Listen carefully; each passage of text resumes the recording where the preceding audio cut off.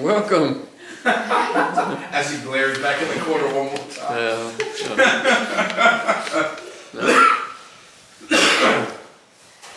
All right, this is week 4 of loving your wife like Christ loved the church. I want to emphasize again, I know James is not here, but I want to emphasize to you that all of this material is material that I have developed for premarital counseling, and I can use it for other marriage counseling. It's not what I would normally do. You just sit down with a couple and go over these kind of things. So tonight is a little spicy. Is that the right term?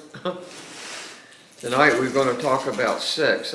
It's a difficult subject to talk about with young people, I think, sometimes. But I want to talk about it. This is part 5 of this section so far. And I want to say that a healthy sexual relationship is really foundational to a successful marriage. I don't think I've ever known anybody that had a successful marriage that didn't have a successful sexual life. I think it's a part of it, something that you have to have. You simply cannot have a meaningful marriage if you don't know how to have godly unity and an understanding on this part of your life.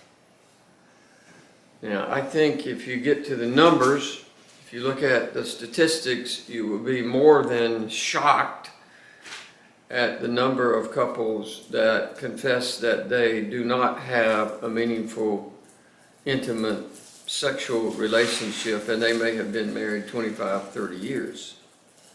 I'll give you what I think, but I'm going to give you some of the statistics as to how long it takes to get to a place where you have a good relationship. There are 3 primary reasons why God made sex. I want to give those to you in just a minute.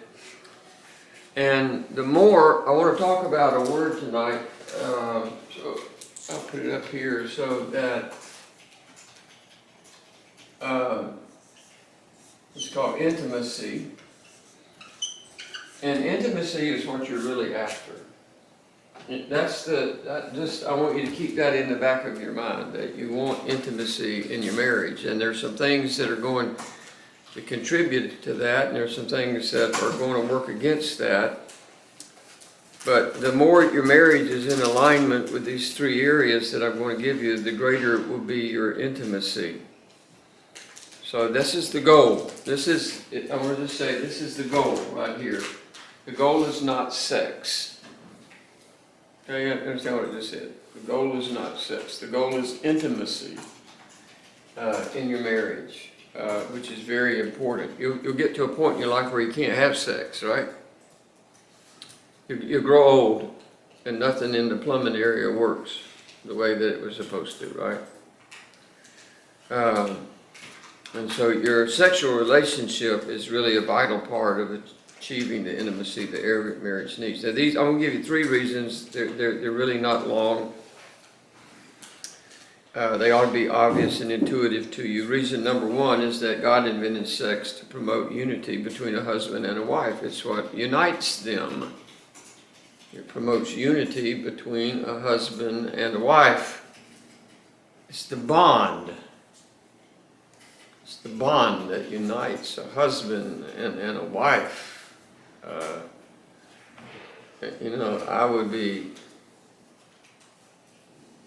I've heard of all of these nonsensical things that some of these crazy people do, where they trade off their partners, they trade off their marriage partner with one another. They go have, I'm just thinking, have you lost your bananas? Yes, you have. Maybe that's the way to say it. 5 times in the scripture it says, and they shall become one flesh. So the way that I think about it is that sex is the physical expression of a spiritual truth.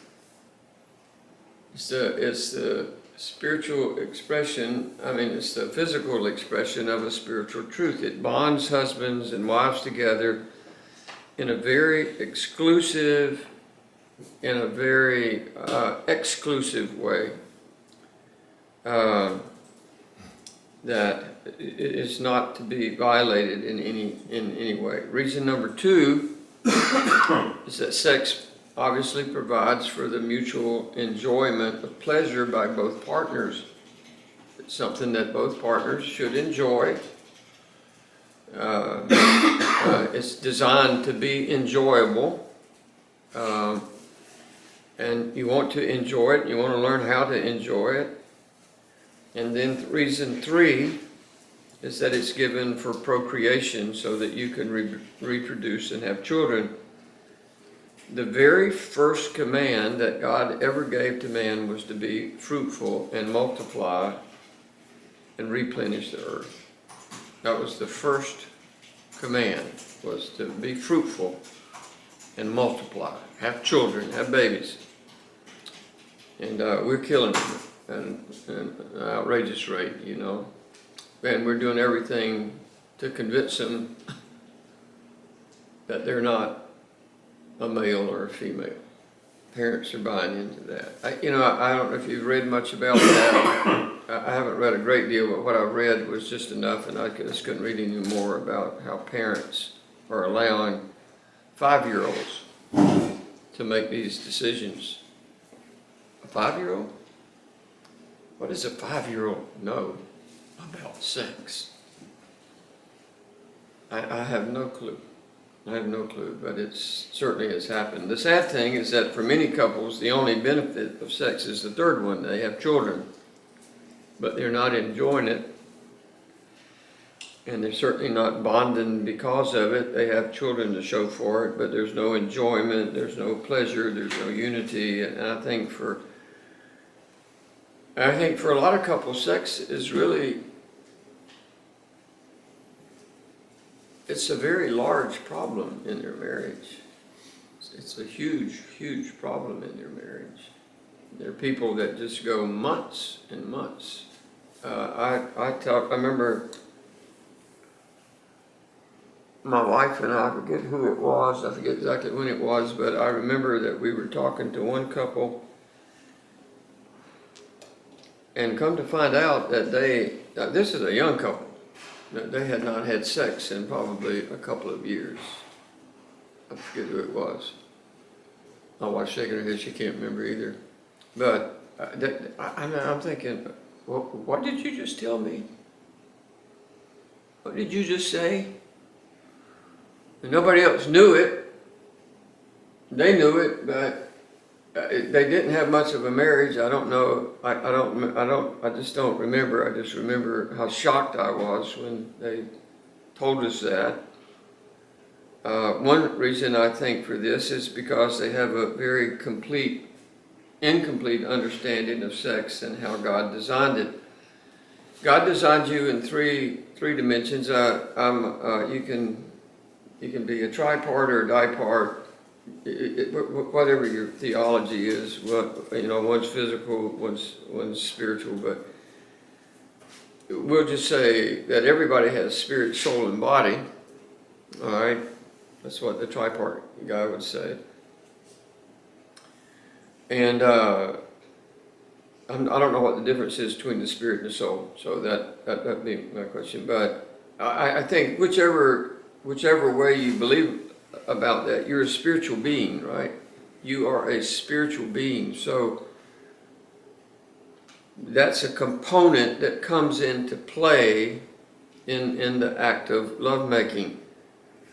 You have the ability to communicate with God. You're an emotional being. I think that's where the soul part would come in. You have the ability to have relationships with people, meaningful relationships, and then you're a physical being. And as God designed it, I think the spiritual, emotional, and physical all are part of the actual act of lovemaking that takes place in a marriage. And what we want to do is that we want to look at fulfillment in marital sex, because the Bible is very specific about this. There are 3 principles that you need to develop in your life, all right, if you really want to have fulfillment. I'm going to give them to you. Here's principle number 1. You have to develop a very healthy attitude about sex. You have to develop a healthy attitude about sex. This is very, very important. Now, I want to say you can go to other cultures in the world, and everything is different than it is here. Everything is different than it is here. Especially third world countries, where everything that I'd be talking about tonight would just be, they wouldn't have a clue what I was talking about. Just not a clue. They just have babies and more babies. And so most problems that couples have in this area are with wrong attitudes and wrong thoughts. The Bible teaches that whatever you think determines how you behave. So if you think wrong about a topic like this, a topic like sex, your attitudes and your thinking are going to determine your actions. Your attitude's going to determine your action. Your thoughts are going to determine your behavior in this area. If you have unhealthy attitudes about it, there are certain is the right term, denominations. There are certain spiritual factions out there, maybe it'd be a better way to say it, that have very unhealthy attitudes about sex on both ends of the spectrum, not just one end of it. And if you don't have the right attitude about it, then there's no doubt that you're not going to have a fulfilling relationship in your marriage and in your relationship with your mate sexually. I was just thinking about, I just wrote down all the ways that I think you can pick up unhealthy attitudes about sex. Get them in the workplace. There are a lot of people that's where the workplace is where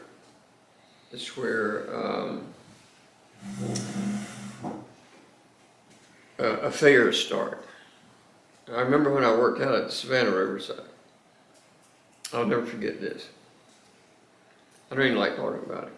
There was a really two upper level managers. One was a man, one was a woman, very upper level. I mean, they were making tons of money. And they got caught having sex in the guy's office. And they both were married. They lost their jobs immediately. You know, they were let go immediately. I mean, what do you go home and tell your wife? Or what do you tell your husband at that time?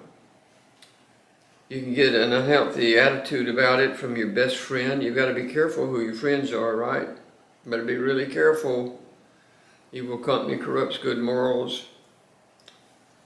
God's not playing around when he tells us that. You can get it from the media. Oh my goodness. What are these programs they have? The Bachelor, The Bachelorette, Fantasy Island, things I see. I don't watch that stuff. I just see it advertised, you know. We got Fantasy Island on tonight. It's like, oh, it's not good. It's not good. The Housewives of Atlanta or the Housewives of Beverly Hills, and it just goes on and on and on and on and on.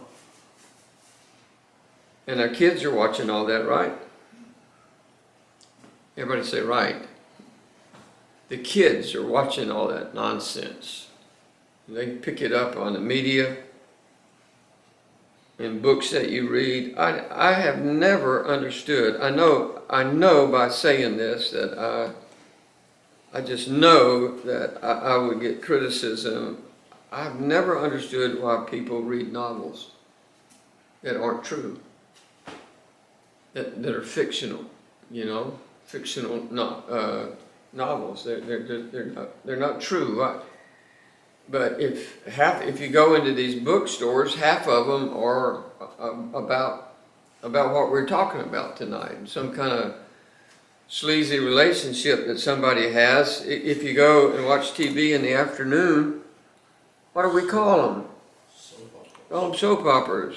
Everybody's crying, oh, John broke up with Sue, and Sue had an affair with John, and John got hurt, and he went to Laura, and it just goes on and on and on and on. I'll never forget my mother. She had some program that she watched religiously. Gotta watch your stories. Right. I mean, I don't know if it was 1 or 2 or 5. I don't know. And she watched those things religiously. Movies. Do you know you can't go to what are the ratings now? Is it GP? G, PG, PG-13. Yeah, PG. Yeah, I mean, you can't go to those movies without there being sex and sexual innuendos. And then they've got mature, for mature people, whatever that means. Television, your parents, you learn a lot about your sex from your parents or their unhealthy attitudes about it, your friends, and obviously the internet. There are certain words that you can type. There was one time where you could type, I've never been on it, but somebody was telling me about it, that you could type in the word Washington in some pornographic site, which is pop up. There's the White House. Huh? I fell victim of that in 7th grade. I was legitimately looking for the White House website, and whatever address I typed in was not the United States Capitol White House. Right. It was another house, right? It was something. Yeah. Well, I'm just saying that it's available out there for kids, and it's starting to impact the culture in a very destructive way, where they get the wrong attitude about, they don't have a healthy attitude about sex. So how does a person develop healthy attitudes about sex? I want to give you four things. I think the simple answer, this is not the first, but it's by accepting what God has to say about it. It's just accepting what God has to say about sex in His Word. And so if you want to have the maximum amount of spiritual freedom in your sexual life, in your marriage, you need to develop these attitudes that should come based on the attitude that God gives us in His Word. So I'm going to give you 4 of them. The first is that sex is a gift from God. Sex is a gift from God. Now, before I get started on this, I want to make the statement that somebody probably watching the video, somebody in this class may be thinking, why in the world are you teaching on this? Why are we even talking about this? It's because about 50% of people that are in your church are divorced because they didn't have the right kind of relationship, right? They couldn't get this part of it together. And so you're doing marriage counseling, and you've got to figure out how you're going to help somebody before they actually get the divorce. I would say probably that many people in our church are at least 50% have been divorced at some point in their life. It may be more, I don't know, I haven't counted it up. But it's not healthy. I mean, there was something that was missing. And so it's a good gift. I like getting good gifts. People, my kids, of all things, now I love Starbucks coffee, and so they give me a $50 gift certificate to Starbucks. It's a good gift. This is a great gift that God's given to every one of us, to be able to enjoy in our life. It's an integral part of who God made you to be. It's not sinful. It's not dirty. It's not vile. It's not ugly. It's a really, really, really good gift. The Bible says that it's very good. It's very good in God's vocabulary. The only thing that's bad about sex is the perversion of it. The perversion of it. There's plenty of that's going wrong. They had the Super Bowl this weekend. I cannot watch the halftime shows.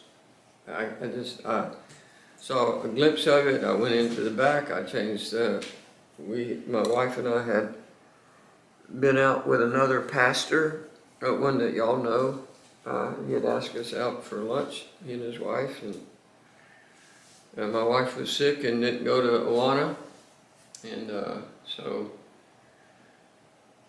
we went home, and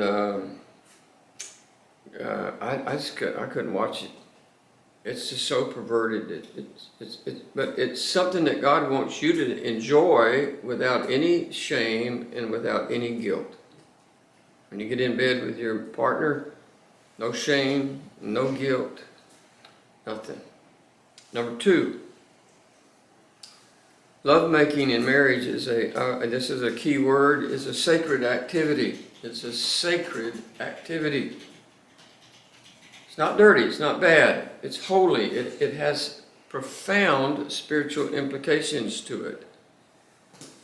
That's why the Bible says that it's reserved for marriage. If we turn to Hebrews chapter 13, I believe it is. Hebrews chapter 13 and verse 4. It says that marriage is honorable among all, and the bed undefiled. But, now that word but, Chris has got answering my questions at church down pat. Because every time I get to the word but, and I say, no, what's the key word in that verse? And he says, but.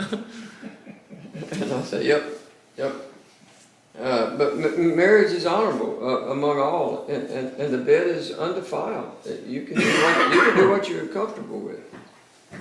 But fornicators and adulterers, God will actually judge. There was a national survey, just listen to this. This is really interesting to me. There was a national survey done in which they discovered a fact that actually surprised everybody. They discovered that the greater the intensity of a woman's spiritual convictions, the greater convictions that she had, the more likely she was to be satisfied with the sexual pleasures in her marriage. So what they did is that they found a direct link between spirituality and sexuality, if I can say it that way. That was what they found in this study that they had done. Sexuality and spirituality sort of go together. That's not by accident. That's not, to me, it just only makes sense. That's the way that it would be. And they discovered that this was really, to me, was a remarkable discovery that they made, that the most sexually fulfilled women were the most spiritually fulfilled women. So that says something about a husband and how much he loves his wife, and how much this study is on loving your wife like Christ loved the church. That the more spiritually fulfilled that she is, the more sexually fulfilled that she becomes. Number 3. God wants husbands and wives to enjoy each other and each other's bodies.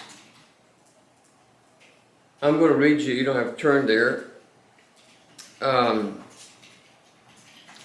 We'll read Proverbs chapter 5, verse 18 through 19. It says, "Let your fountain be blessed, and rejoice with the wife of your youth as a loving deer and a graceful doe.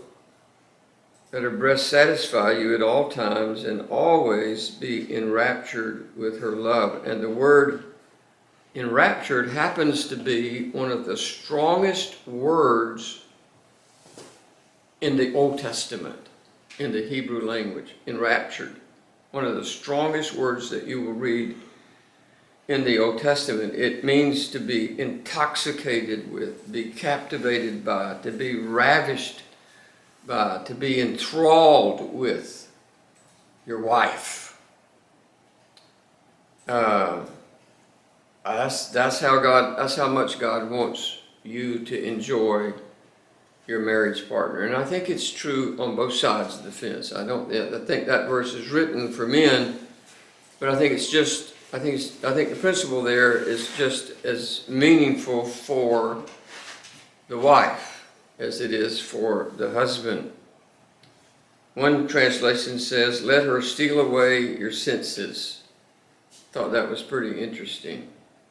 So, I think from God's perspective that sex is designed to be, very fulfilling. I'm going to use a word, and I just want to be careful. This is not an easy subject to talk about, but it ought to be fulfilling. It ought to be fantastic. It ought to be sensual. It ought to be sensual. There's got to be some sensuality that's a part of what's happening in the sexual act. That this is not simply a suggestion or description. This is a command. I think up here when God uses the word enraptures, he's just saying, I want you to have fun. I want you to really enjoy this. I want you to make the most of this event in your life. And then number 4,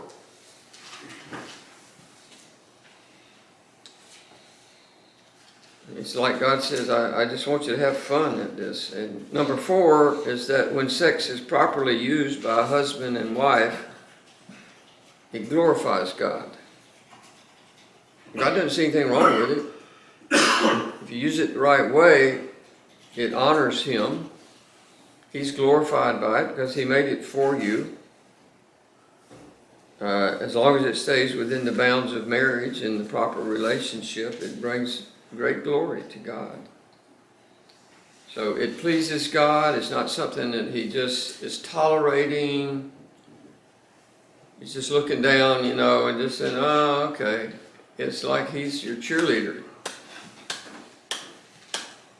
It's like He's your cheerleader. Go ahead, enjoy everything about it. Enjoy it to the max. That's the way it's designed. I think if He saw a husband and wife that they were making love, that He just smiles. It's just like, that's good. They're doing exactly what I wanted them to do. It's a part of marriage and a part of what He designed it to be. All right, principle number 2. The first principle is, make sure, Healthy attitude. a healthy attitude. Thank you. The second principle is that you need to discuss your feelings and your needs with each other. Now, I'm just going to say that I think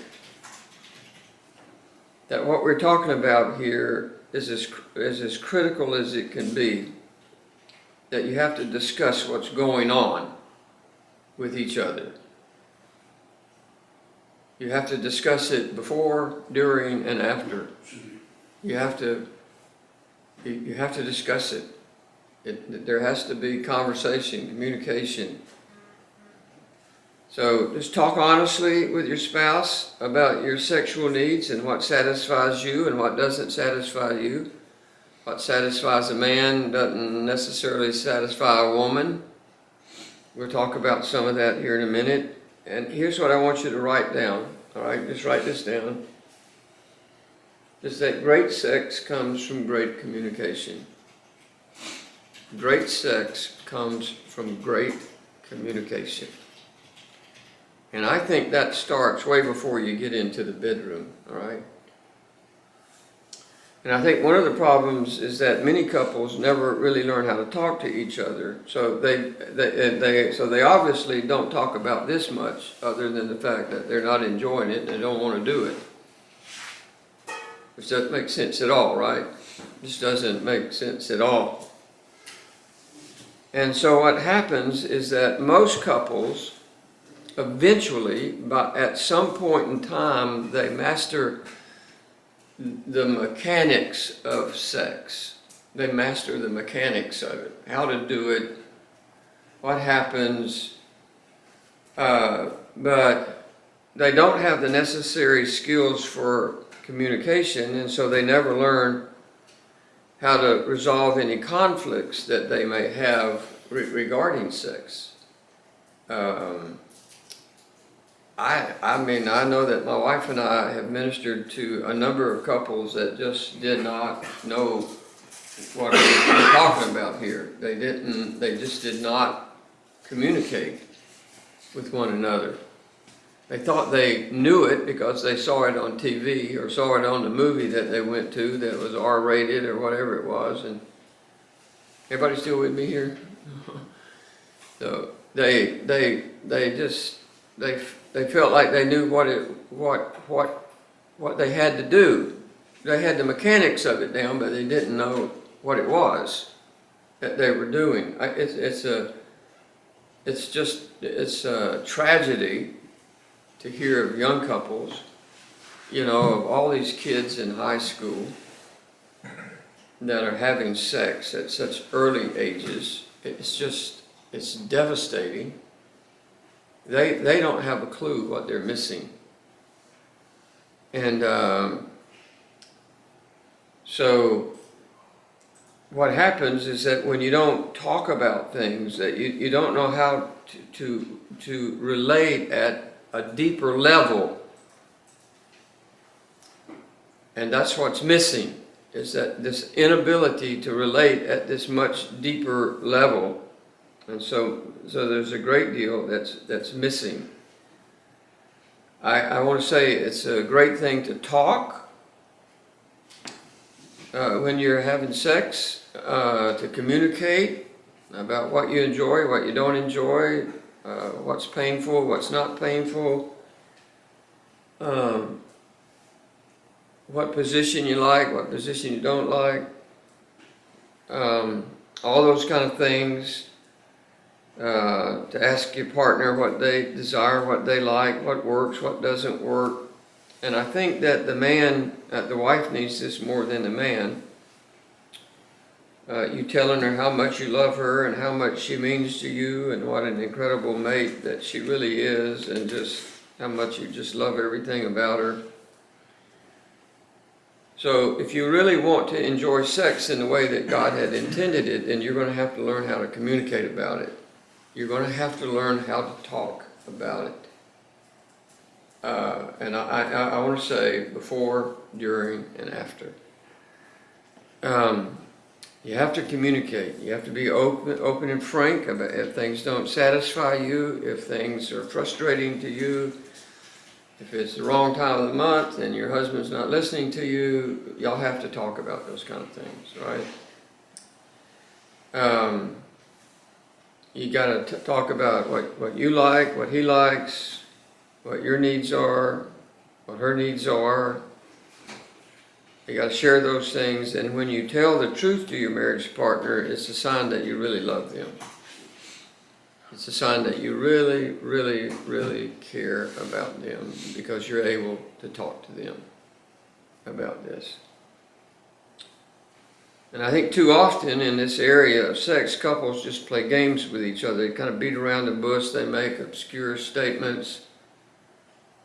The tendency is to tease each other with what we really want and what we really mean, instead of learning how to communicate those things. Let me give you some examples. This is not sexual examples, but if your wife said, "Honey, I'd like for you to be home early." Well, what does that mean? Come home early. Well, Does it mean 5 o'clock or 6 o'clock? The best thing to say, if you want to be specific and have good communication, was I'd like for you to be home by 5 p.m. tonight. All right? That's being specific. So you could ask your wife, you enjoying this? And she said, yeah, I'm enjoying this. That may not be the right question. That may not be certainly the right answer, because it's just too short. You could say, your wife could ask you to do something and you say, I'll do it later. Well, what does that mean? What does that mean? Never getting done. I'll do it later, no problem. For men, you might as well be saying you can expect it by the end of the decade, right? You have to remind me every 6 months. That's right. That And if you remind me, I got another 6 months, right? So, but I'm serious though. I'll do it later. That doesn't mean that doesn't mean anything. Well, I don't know what that means, other than that you're going to do it later, actually. So you're never going to have meaningful sexual intimacy, sex that creates intimacy, if you don't have intimate conversation. You have to have both in order for this to work. I think it seems like everybody else in the world is talking about sex other than Christians. It's like it's taboo. You know, we don't talk about this much. It's like the unspoken taboo. Everybody listen to what I'm going to tell you. This is one of those startling statistics that, not statistics, but just, this is one of those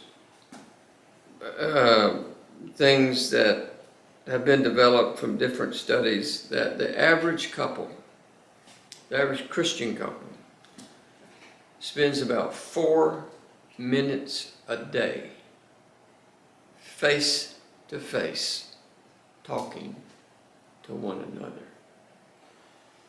And I'll say it again, 4 minutes.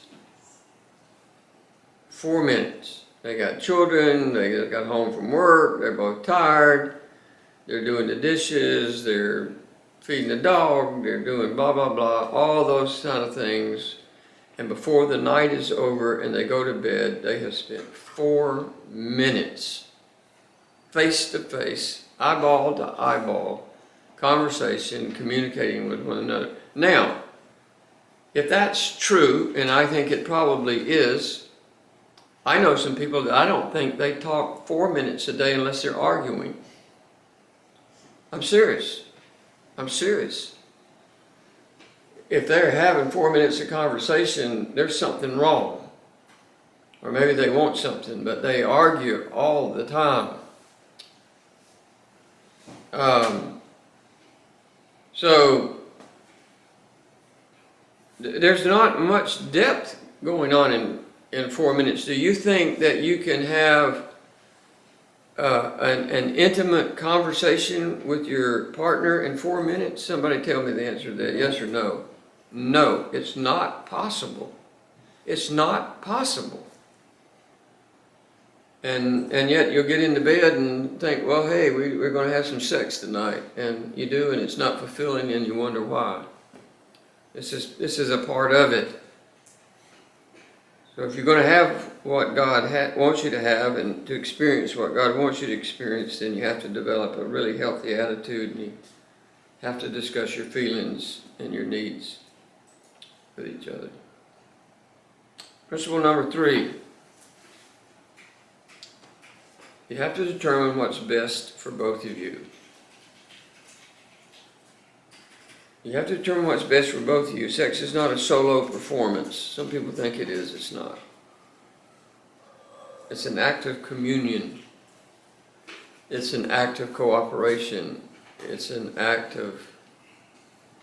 of just where you are becoming one in the most intimate way possible. But because it involves two people, because two people are involved in this act of sexual fulfillment, it means that you have to be willing to make adjustments. Your partner's not like you, you're not like your partner. You both have different bodies, you have different needs, you have different emotions, you have different hormones. Everything about you is different. One of you shaves your arms, and your face, and the other shaves your legs. I mean, it's just, we're different. I don't shave my legs. I know, I don't shave my legs. But we're different. That's the whole point. That's the whole point. We're not alike, so you have to make the adjustments. Because men are very different from women, and women are very different from men. They're just not the same. They never have been, they never will be. I want you to go to 1 Corinthians chapter 7, verse 3 through 4.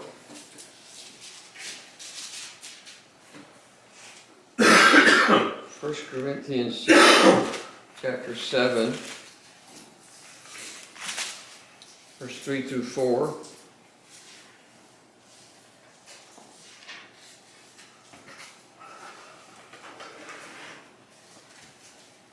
It says, "Let the husband render to his wife the affection that is due her, and likewise also the wife to her husband." Now look at verse 4. This is just a remarkable, I don't know how your translation translates it, but mine says the wife does not have authority over her own body.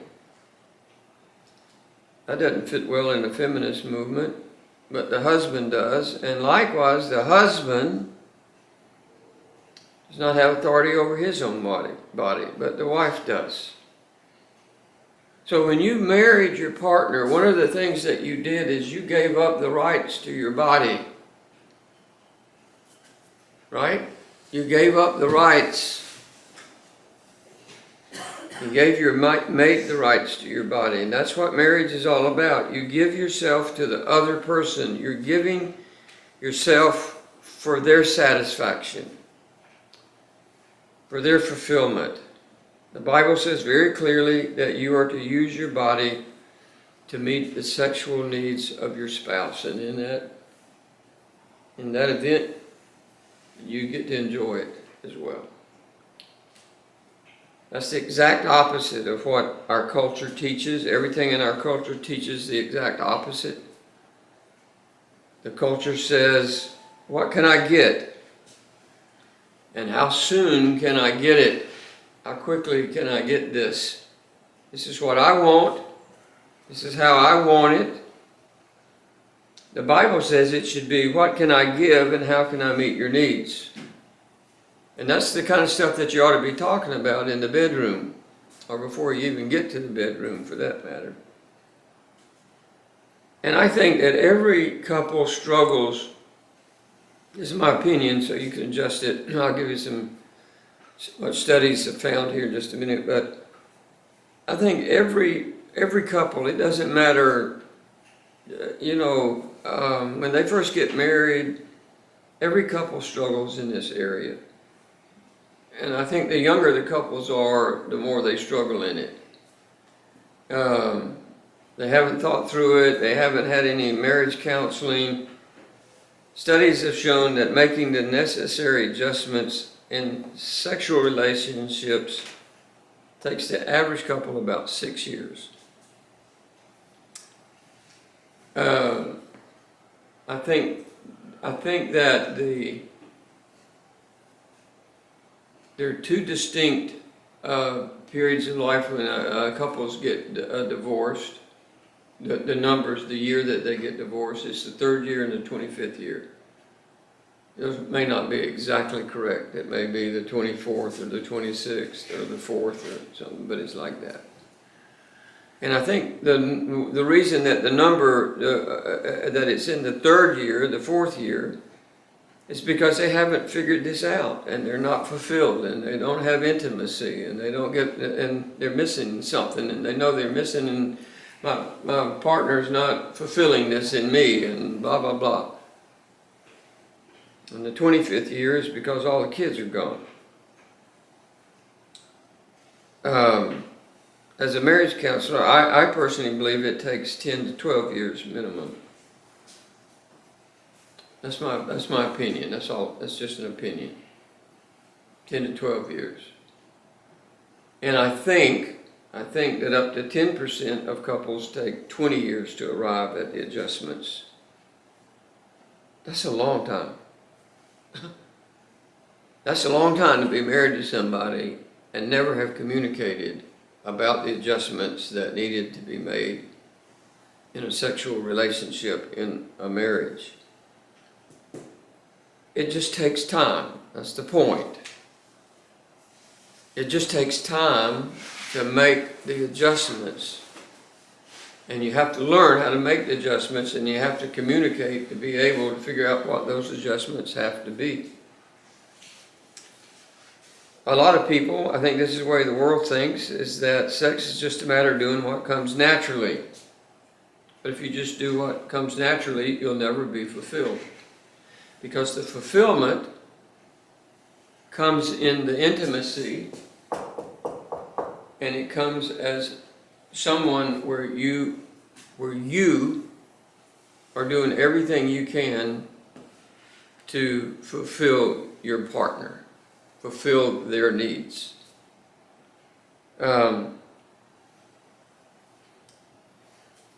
What you tend to do is what you would like to do and what feels good to you, but your mate is very different. So you have to be willing to be coached. You have to let your mate coach you. You have to learn from them. You have to let your spouse speak to you about what's going on, what you like, what you don't like.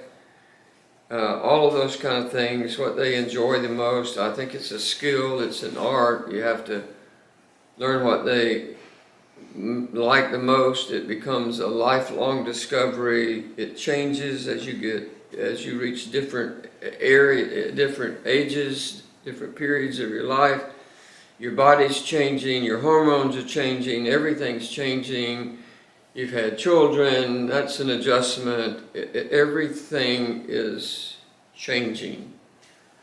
So the communication has to continue if you want intimacy. It has to continue. I think women are very complex. Let me say it this way. I think women are much more complex than men, physically as well. And it takes a lifetime for some men to figure that out. A lifetime. That's not good if it takes that long. Now, most men are completely brain dead when it comes to the idea of atmosphere. You ought to write that down, atmosphere. Well, I hear people laughing in here. I guess there's no, I know who's laughing. It's definitely in the corner.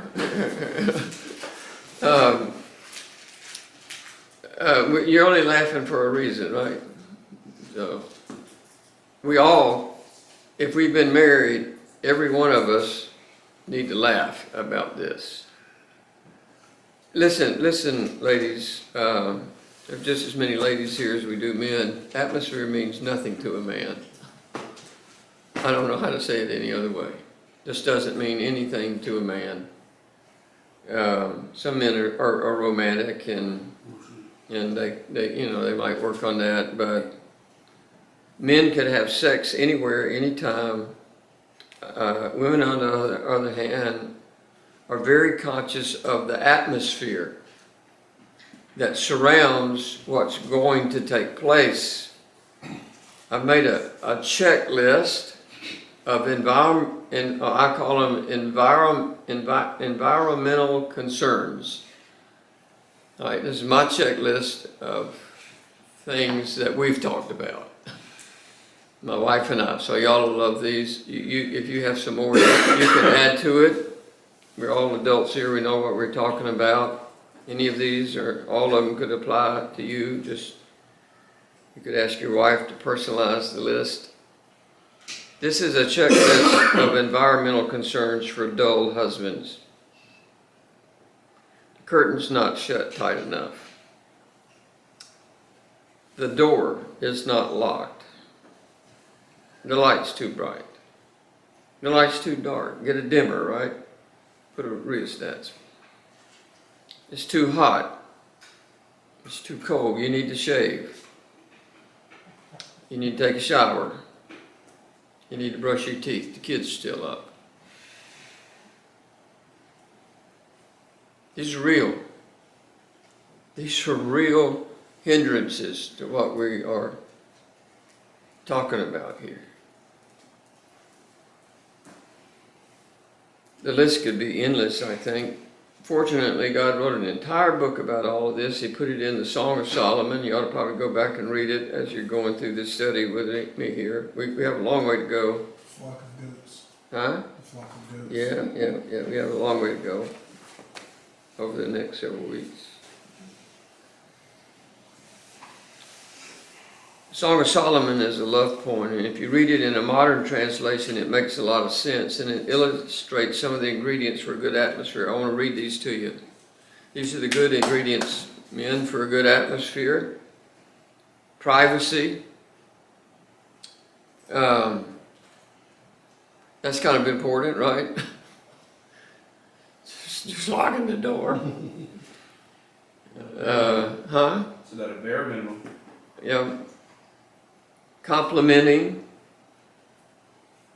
affectionate touching, that starts in the kitchen, right? Studied that last week. Fragrances. Fragrances are pretty unique. They got all these kind of, what they call them, essential oils. Now they got all these other things that blow and stuff in the air, you know. Unhurried time. Attractive attire, special places, intimate talk, and total commitment. Privacy, complimenting, affectionate touching, fragrances, unhurried time, attractive attire, special places, intimate talk, and total commitment. Affection should take place all day. Loving, touching, communicating, talking, caressing, kissing, it should take place all day. It should take place all day. Holding hands. I hardly ever see couples holding hands. I hold my wife's hand or hold her arm as soon as I get her out of the car. Isn't that right, baby? Yes. I do. I don't let go. I'm hanging on to you. I'm hanging on to you. I want you to know it. Your wife needs emotional preparation for making love. And God wired us all up differently. Men are like light switches. You just turn on, turn off. Turn on, turn off. They turn on very quickly. Women are like irons, right? They kind of take a little bit of time to warm up. We've got some great analogies for this past year. I just want to throw that out there. Thank you. I don't know if that's good or bad. Accurate. Men are microwaves and women are crock pots, right? I'm telling you the truth. So, just one word of caution here: if you ignore your wife's, if you ignore your partner's sexual needs, you're just setting yourself up for temptation. Or you're setting them up for temptation as well. And if you don't provide a strong magnet in your home, Satan will certainly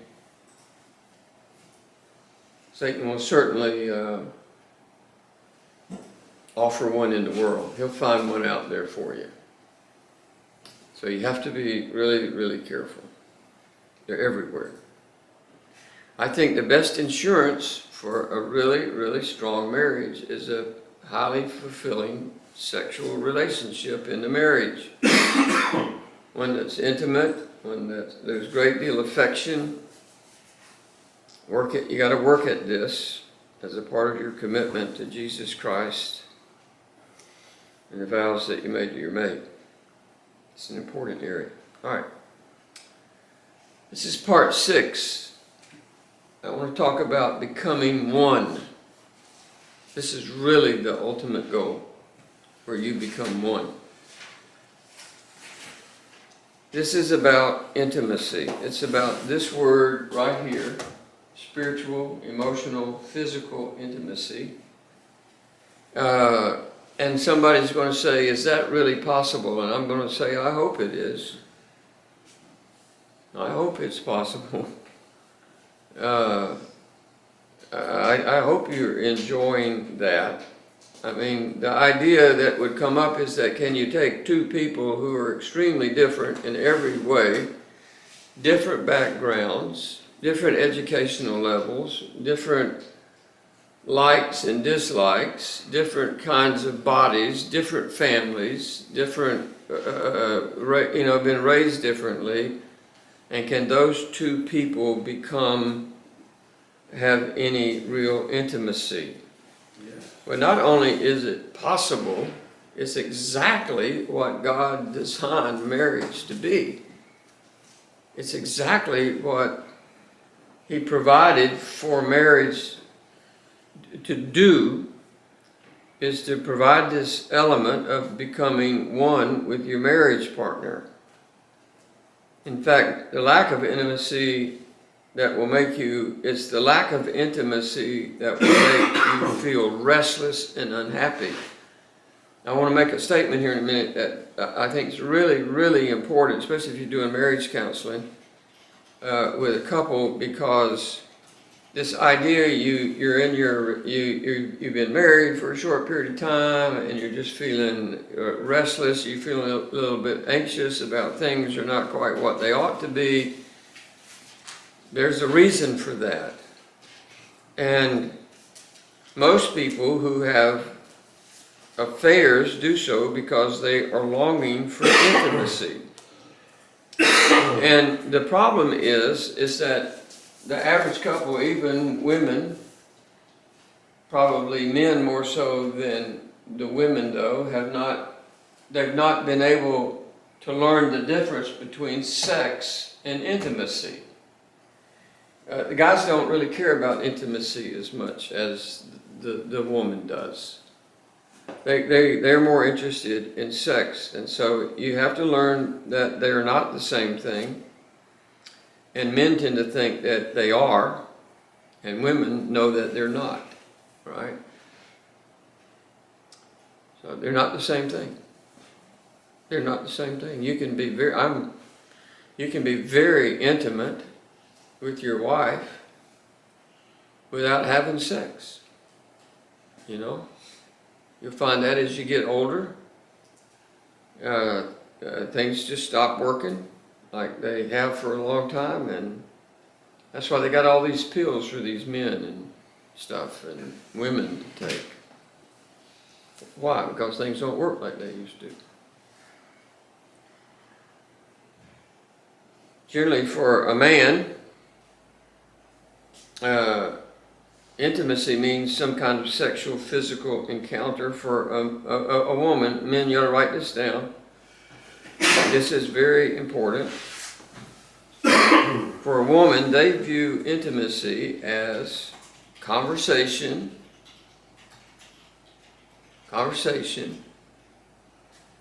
sharing, warmth, and non-sexual affection, where you're doing things on a regular basis because you love your wife, and not just so you can go to bed. Conversation, sharing, warmth, and non-sexual affection. She can achieve that by just sitting on the sofa with you. If she feels like you are paying attention to her, you're talking to her, you're looking at her for more than 4 minutes, and you're sharing your heart and your life with her, and it's warm and affectionate, it's non-sexual, she's enjoying that more than you realize. It's called intimacy. The husband, on the other hand, he wants some kind of romantic encounter. He wants to make some kind of saucy, seductive telephone call.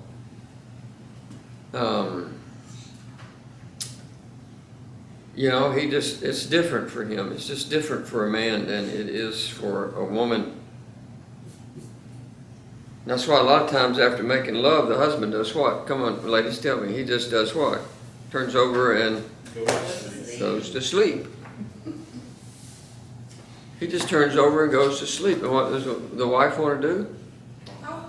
She just wants to talk. This is it. This is all that we were doing here. And she just wants to talk. And he's been fulfilled, and his wife may lay in the bed for hours just wondering whether or not their marriage is failing. And he's just kind of, he's snoring. He's got on a sleep apnea machine. You know. I'm not kidding. He's been fulfilled, but she hasn't. And she falls asleep, and she has a very restless sleep because she didn't think that intimacy was achieved. Did they have sex? Did they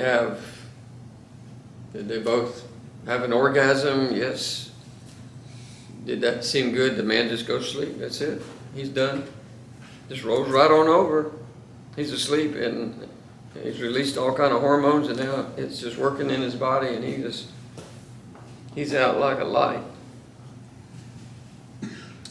So the act of intimacy had taken place for the husband, but not for the wife. The feeling of intimacy had not taken place for the wife. There's a big, big difference. And this is why some marriages just don't make it. The husband thought they had experienced intimacy, and the wife never even thought they were even close. Because they lacked all these other things, right? Conversation, sharing, warmth, non-sexual affection. They had the mechanics down. That's what they went through. And the husband goes, "Hey, I'm satisfied. This was good tonight." And the wife is thinking to herself, "Are you talking to somebody else or what?" You know?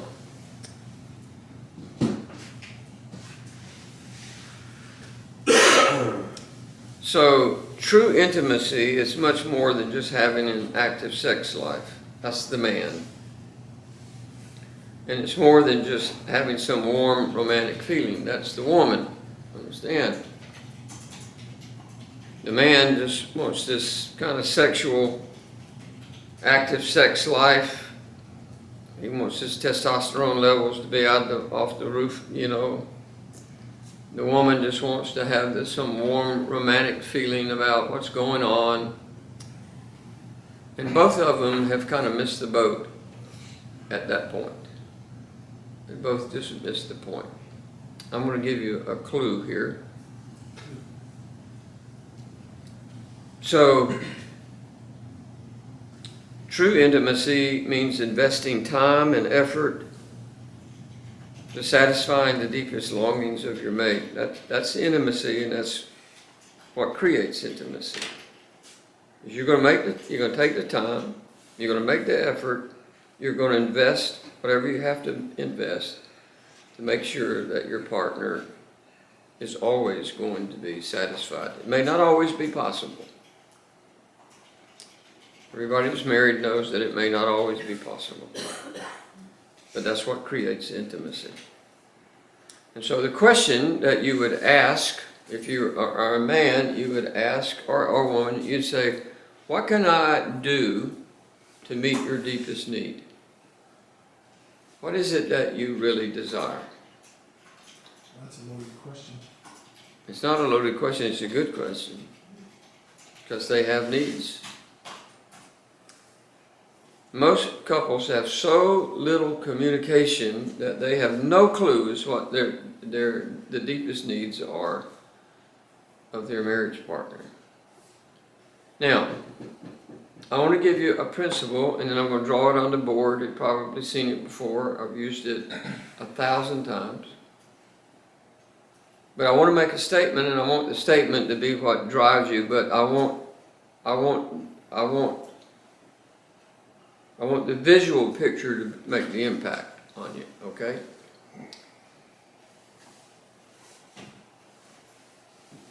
You will never achieve intimacy with your mate if you do not have intimacy with God. You will never achieve intimacy with your mate if you do not have intimacy with God. So, think of it this way, is that your relationship and intimacy with your wife are directly proportional to the relationship and intimacy that you have with God.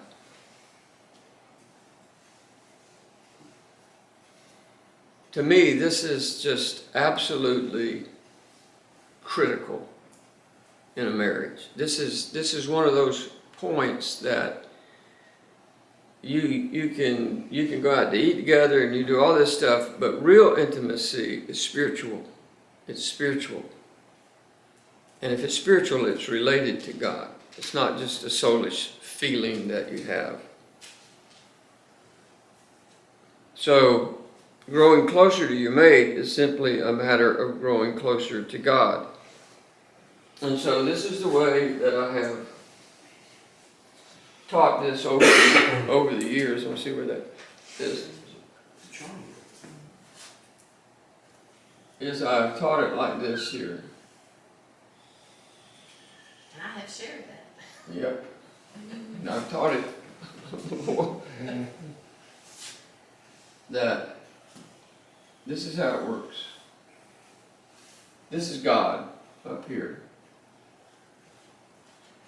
And this is the husband, and this is the wife. And as each one of them get closer to God, what happens to them? They get closer to one another. If you don't, you need to keep this picture in your mind.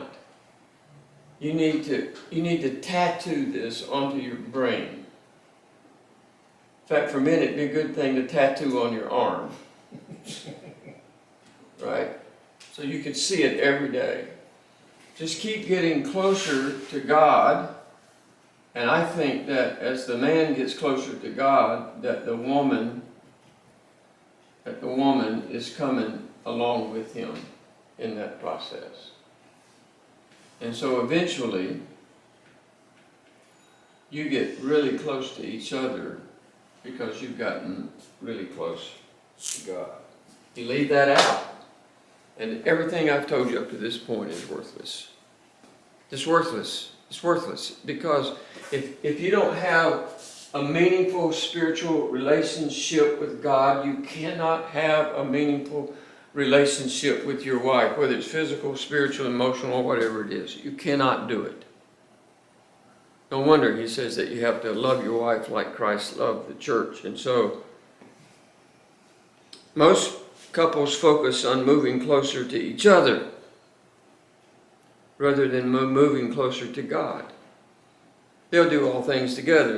All kinds of things together. They'll go on vacation. They'll go play tennis together. I'm not saying there's anything wrong with that. And they'll leave God out of their relationship. Both of them will. And what's going to happen? Somebody tell me what's going to happen. What are they ultimately going to lack in their relationship? Intimacy. Intimacy. It's not going to be there. And they're going to keep wondering why. You could take two of the most beautiful people on the planet, one of the most handsome men, and one of them, buffed and all of that kind of stuff, and one of the most beautiful women, and you could just put them together, and they just, you just think, man, this is the dream team, and they'll be divorced in 3 years. Just go ask some of these actors, the J-Los of the world, and all these kind of... Giselle. Huh? Tom and Giselle. Tom Brady and... Oh yeah, yeah. I guess that's why it says you shouldn't be. unequally, or yoked unequally, right? Because if Well- one of you's a believer and one of you's not, then you're not gonna get there unless. Right.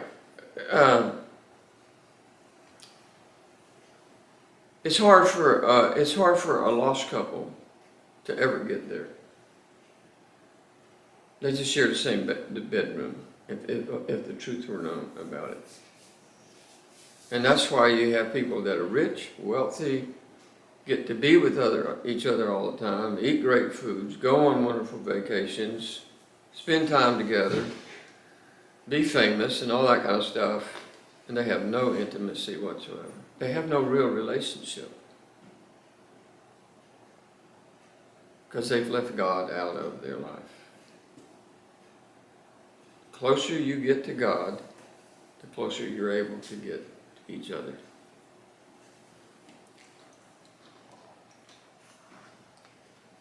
I think I've come to the conclusion, this is my personal opinion, I've studied enough about this, I've researched, I've done marriage counseling for a long time, and which is not fun.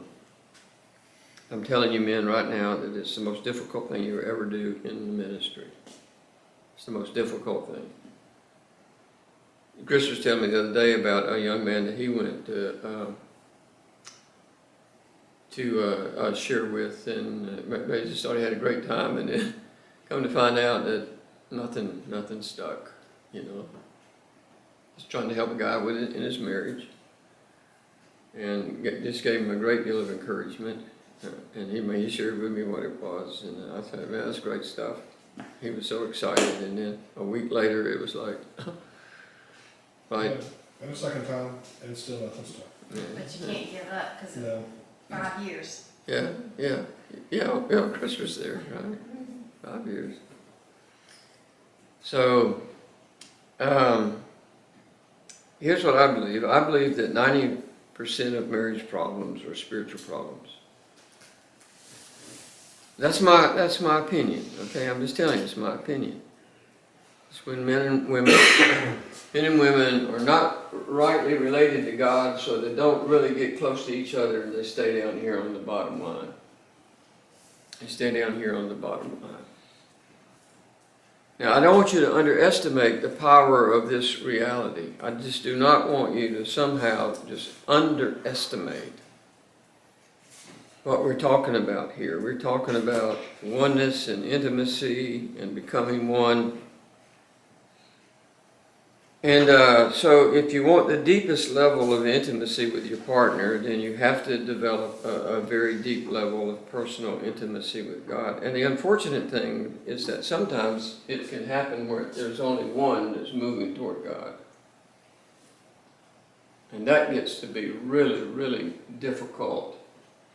Let's just say, we won't care which one it is, but we would just say, I'll just say that the woman she's up here in her relationship with God, and the guy's down here because he wants to play golf every Saturday and, twice a week, and go hunting every night, deer hunting every night. And the wife, she really loves God, and you can see the distance that exists between the two.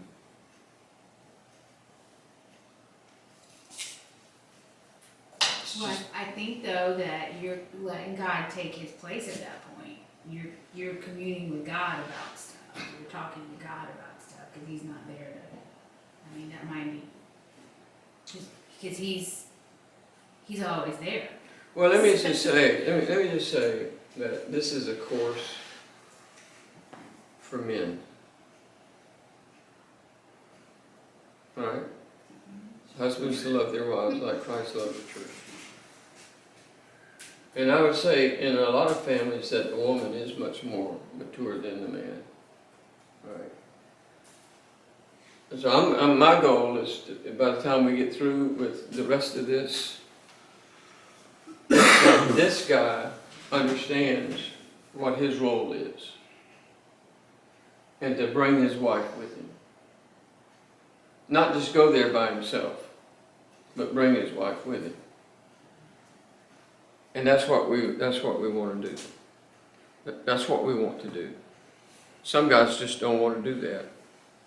They got hobbies and they got, things that they do. I was talking to, my wife was telling me about somebody yesterday or today and just said, well, she said, he's just got different priorities.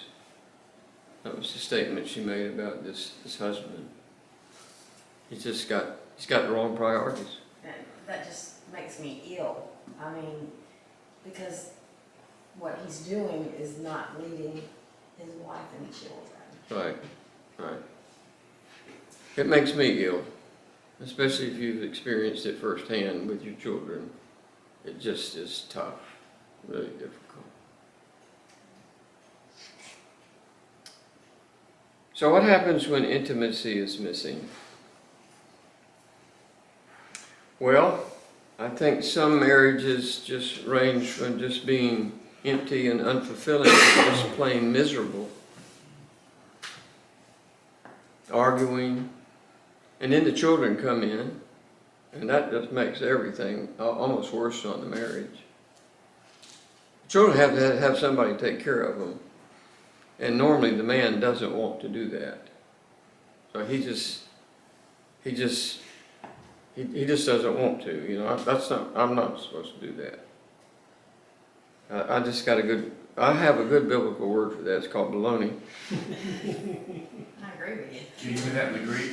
Huh? Can you give me that in the Greek? Baloney. That's a good one. Listen, I want to give you a statistic that I read. I don't know where I got all this. I developed these notes over decades. So when I first started developing them, I didn't care about documenting anything. I'll give everybody credit if you know where it comes from, but statistics indicate that only 1 out of every 4 Christian couples is happy.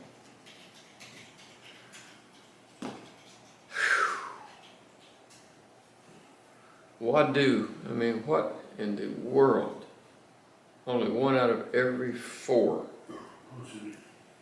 Christian couples is happy. Do I need to say that again? 1 out of 4. So you go to church on a Sunday. Let's just say that statistic is wrong, and it's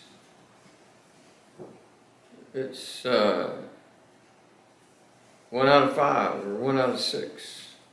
No, I got it wrong. I got it the wrong way, right? Be 1 out of every 2 or something. Just unbelievable. Just think of what that means practically, 1 in 4. It means that at least 75% of Christian marriages are unfulfilling. And I've had to really think about that. And I agree with it. I agree with that statistic. I don't see intimacy, I don't see oneness, I don't see holding hands, I don't see opening doors, I don't see communication, I don't see it, I don't hear it much. Most of the time, the only aspects that keep marriages together are factors like the religious values that people have, their children.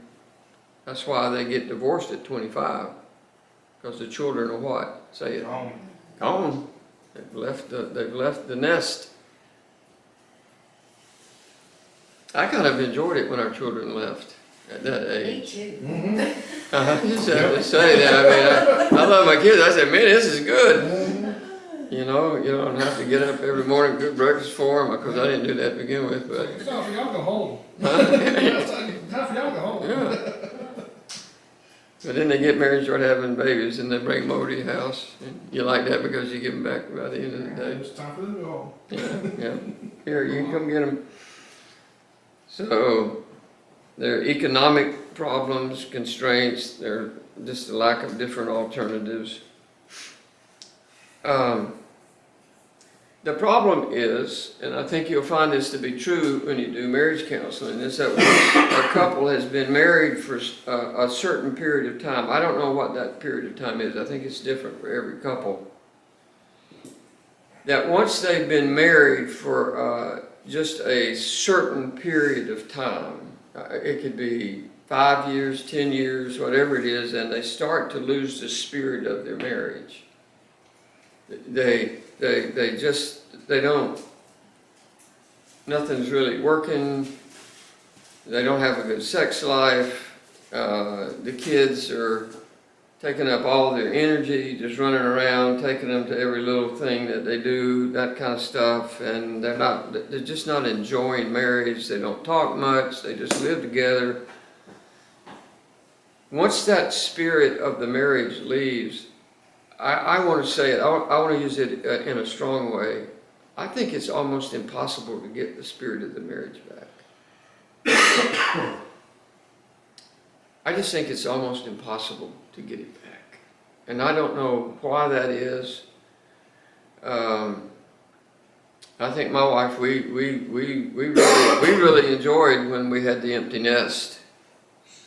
But some people, they don't enjoy the empty nest because now it's really obvious that they never did learn how to communicate with one another. The communication was always to the children and running them around and all that kind of stuff. And so it was just very, very different, very, very, very different. Because they don't believe their marriage can ever be any better than it is. And so the emptiness leads to frustration. Eventually the frustration leads to anger. The anger itself leads to fighting and yelling and complaining. And before you know it, the marriage is gone. Just gone. It's just shot. It's gone. Just explodes into little fragments. And counselors cannot put it back together. Somebody asking me to put their marriage back together, I think I just want to say, I can't do it. We go to our chiropractor, and we told him, I think I mentioned this maybe one week, and we walked in, and he said, well, what can I do for you? And I said, well, we want you to fix this. He said, I can't fix you. That's what he said. He said, I can't, if you think I can fix you, I can't do it. He said, I can help you, but I can't fix you. So I got time and gravity working against me. Everything's going to go back to the way it was, and your joints are going to be this way. And he said, you'll be back in here wanting to know why I didn't fix you. He said, I can't fix you. So what very often happens is that each partner just ignores what's happening. They pretend that things are okay. And one day, the partner falls in love with somebody else.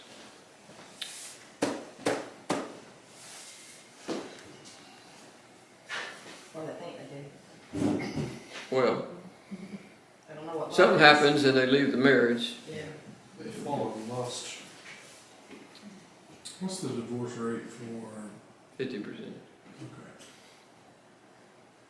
okay, I mean, it's approximately 50% for For- Christians. for marriages for people in the ministry? I have read the statistics. It was very, very high. It was very high. It was like 40%.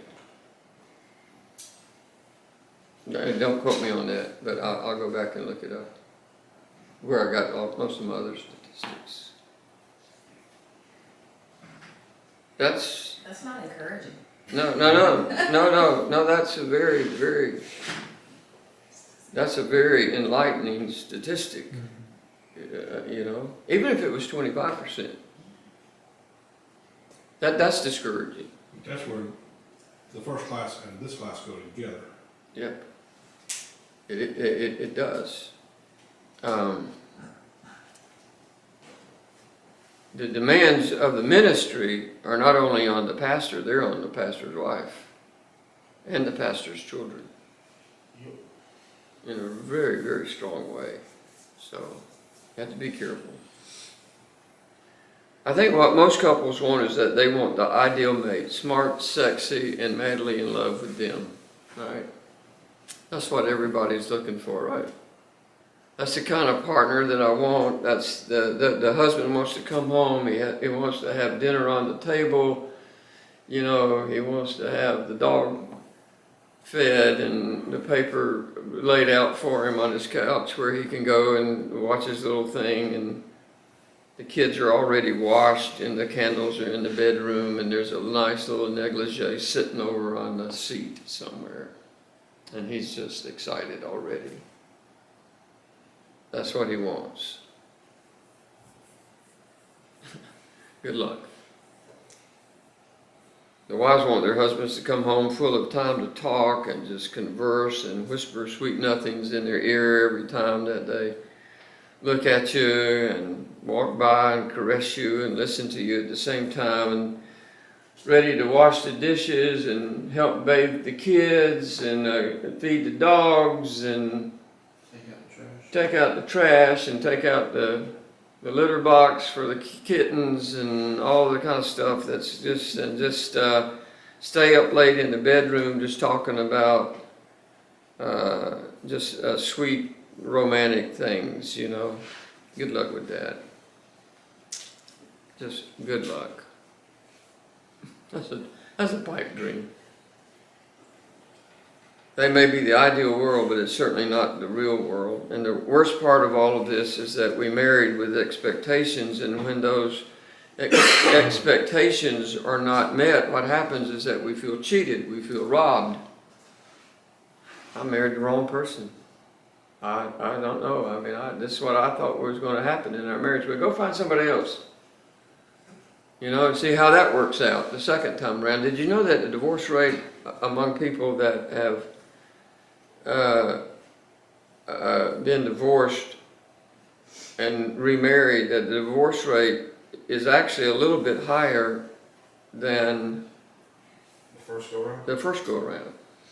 And the reason is because they never learned how to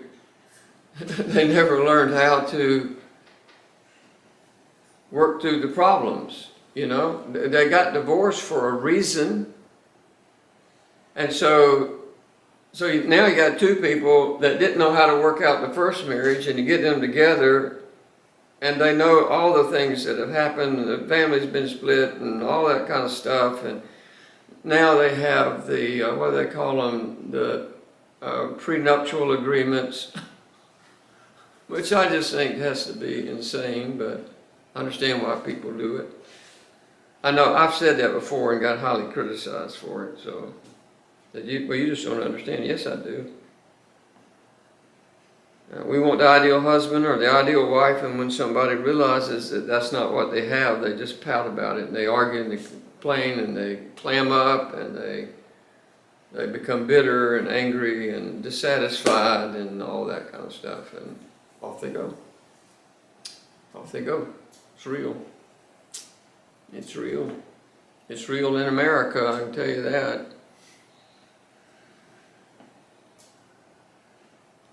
Then they wonder why the other person is not responsive. Now I want to say something to you. I want you to listen very closely to me. This is really, really important. You ought to write this down. Until you learn how to accept your mate just like they are, until you learn how to accept your mate just like they are, and not as what you want them to be, not what you want them to be, just the way that they are, the way God made them, where they are in their Christian life, where they are in their spiritual life, you will probably have a great deal of conflict in your marriage. I've told you this before, I'll tell you again, I'll keep saying it for the rest of my life until the day that I die. I love my wife just like she is. She didn't have to change a thing. Not one thing. If God told me I could change one thing about my wife, the only thing I'd ask God to change about her would be her bad knee. That's the only thing. She's got she had a knee replacement, a full knee replacement, and I wouldn't wish on anybody what she's had to go through. That's it. That's it. That's it. I'm telling you the truth. That's it. I love my wife just like she is. She didn't have to change a thing. about her life. She didn't have to change how she treats me or loves me or what she wears or her hair or the makeup that she wears, anything. She didn't have to change a thing. I'm completely satisfied, and I'm not asking her to change anything. Because I love my wife. And they always, so many couples just struggle in this area. They cannot accept their partner the way that they are. They're dissatisfied. They got married, they thought they had the perfect mate, and it didn't work out that anybody was perfect. They're not perfect, you're not perfect, and you're dissatisfied, and the next thing you know, you're arguing, and they always want them to be something that they're not and never were, and all it does is to create a lot of frustration. The best thing that you can do for each other is to get together and communicate one very simple truth to one another. It's that you don't have to change anything for me. I love you just like you are. I married you for better or for worse. I married you through all the thick and thin that we may have to go through. I will love you just like you are. You don't have to be what I want you to be. I will not hold you hostage to what I want. I'm not going to hold you hostage to what I want you to be. I love you. I love you just like you are. I think a very real principle for marriage is that if you ridicule and reject and attack or in any other way just punish your spouse, always telling them all the dreaded words. You know what some of the dreaded phrases are and the dreaded words are. Holding them hostage to their past and the mistakes that they've made. You know, here's the one of the worst, if I can. It would be something like you get into a discussion, debate, an argument, whatever you want to call it, and you say something like, well, do you remember what you did? You know, something 30 years ago, do you remember what you did? And the answer is, I do, but please don't remind me of it, you know. I don't want to say to my wife, I don't want to get up one morning and say, well, you used to do this to me, and you were like this. I mean, what good does that do? That's how we hold each other hostage. We punish our spouse for what they are or say or do, and if you do all that, they won't be open with you. They will never be intimate with you in the future. If you're always holding that axe over their head, they know the guillotine's going to come down at some point in time. Just let it die off. Understand what forgiveness is and what it means for a marriage. No wonder people want out of marriages. I know one guy, haven't seen him in a long time, good. It's very good. As the last count, he had been married 6 times. 6 times. What's the common denominator there? Who would want to marry somebody that had been married 5 times? Number 6. The number 6, Sorry. that's right. Number 6. I mean, I understood the question. I'm just making the point for Chris. I mean, yeah, that's a common denominator. It's like, you must have a problem. Yeah, both of you all got a problem. No wonder people want out of their marriages. You have to see your partner as a person that has incredible worth and incredible value. And let me just say it this way. Let me make it practical. It's okay to see them flawed, because they are. If anybody ever, I hope nobody thinks that I'm the perfect husband. I'm not. I have plenty of flaws. But that does not mean that they don't have worth or value.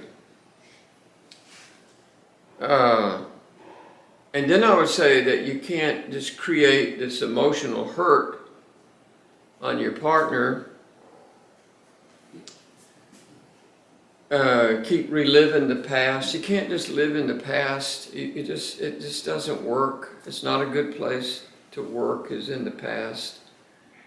You can't just be reliving all of the things that they did and didn't do and should have done, and I wish it had worked out this way. You're just telling them that I'm not satisfied with you.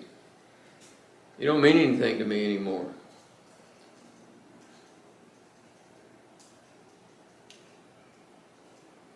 You choose not to create that pain on your mate, even if they may have hurt you in the past. That's what genuine love and forgiveness does. So let's talk about love from a biblical perspective. That love is a choice, right? Loving somebody is a choice that you make. It's not an emotion.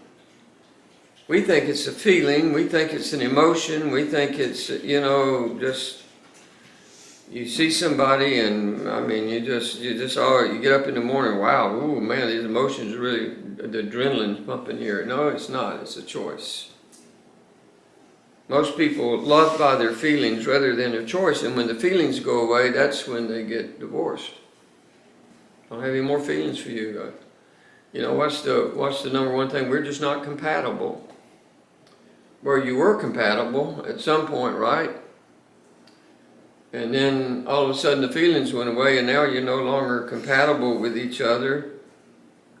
I think if you forgive somebody, it doesn't mean that you have to like what has happened, or certainly you're free to express your feelings. But don't slander, don't degrade, don't do anything to try and hurt the person who hurt you. The Bible is very clear to me that you overcome evil by doing good, right? Hello? Either we believe God or we don't believe God. Hello? That's the way that it works. We can never change what may have happened to us, but we can accept it and go from there. And I think it's important to accept how our mate feels about something.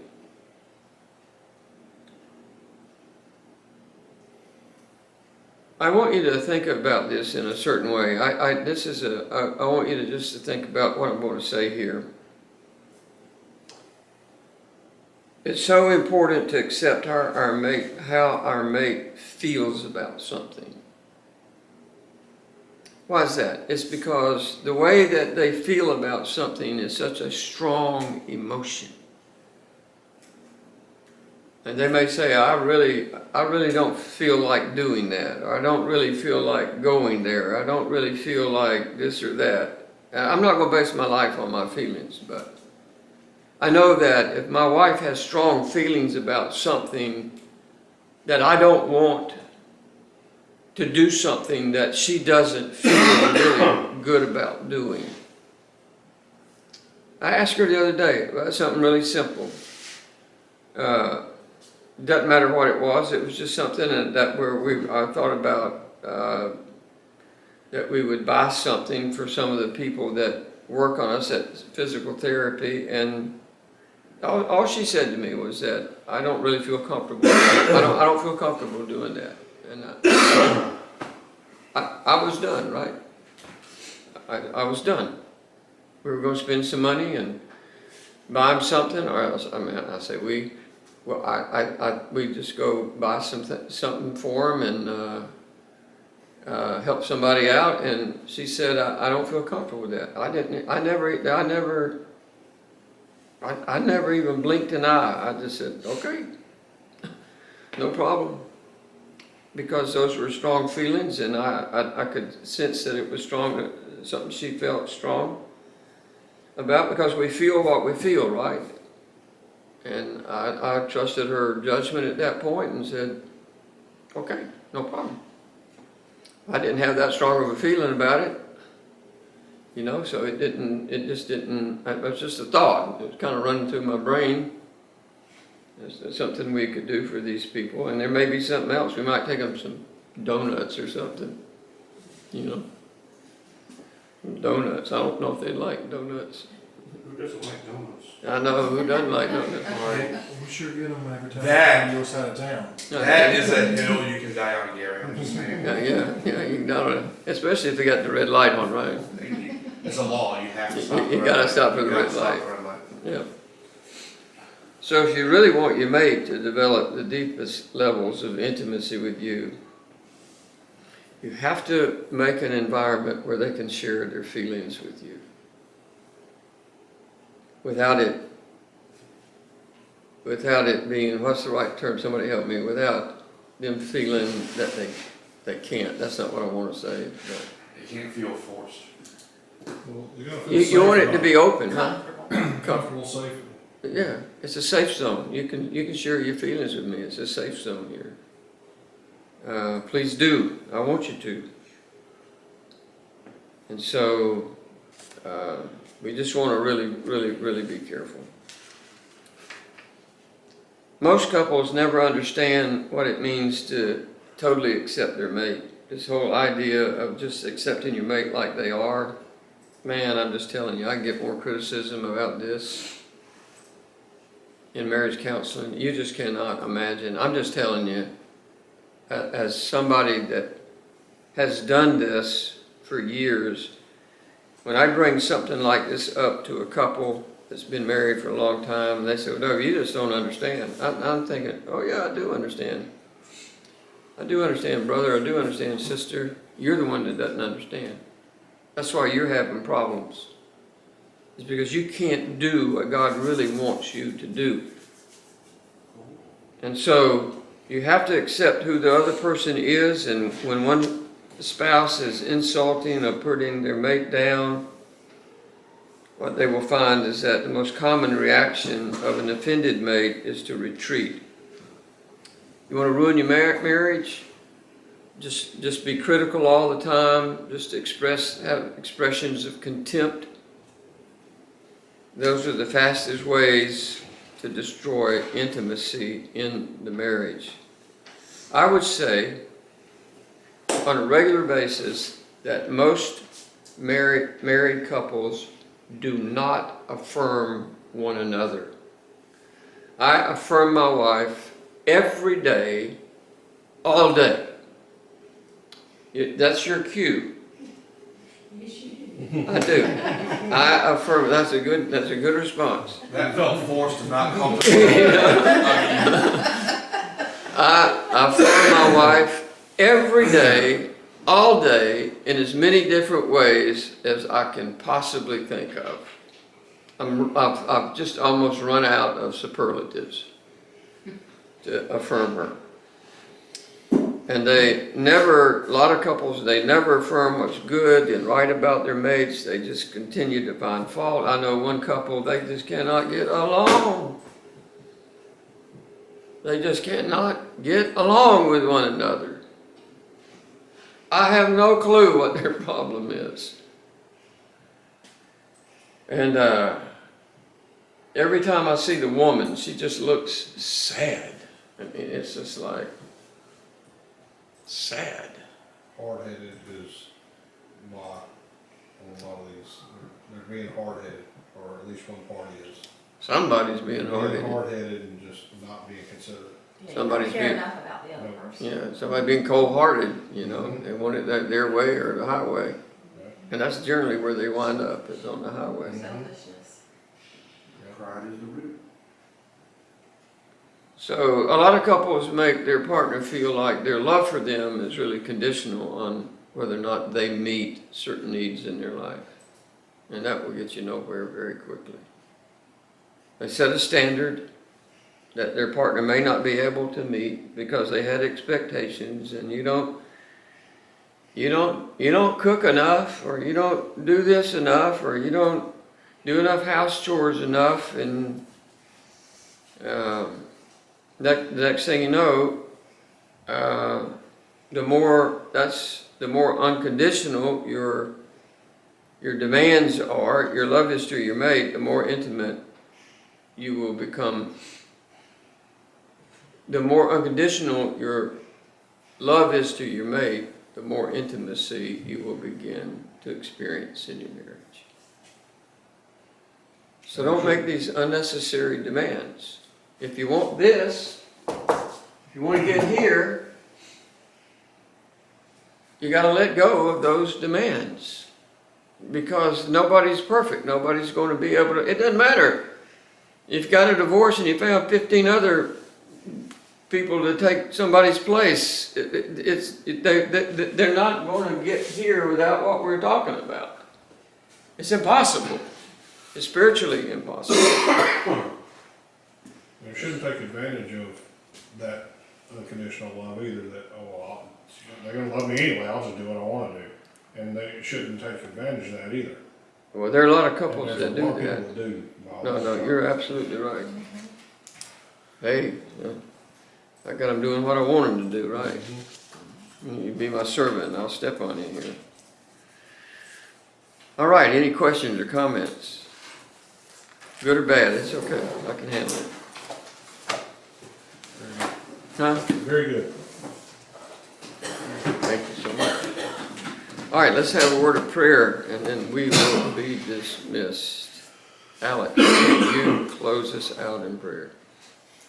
Can you do that for me? Sure. Let's pray.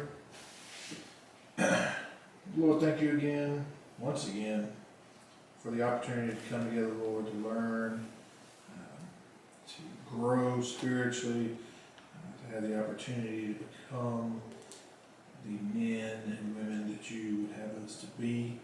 Lord, thank you for Gary, thank you for his time, thank you for his devotion to living out your call in his life and to bleed into us and the people that you have put under him, the gifts that you have given him. Lord, I pray that you would be with us. I pray that you would be with Covington, that you would allow it to bring you glory in the highest. And I pray that you would be with us as we leave, Lord, that you bring us back at your next appointed hour. In Christ's name I pray. Amen. Thank you, brother. Thank you.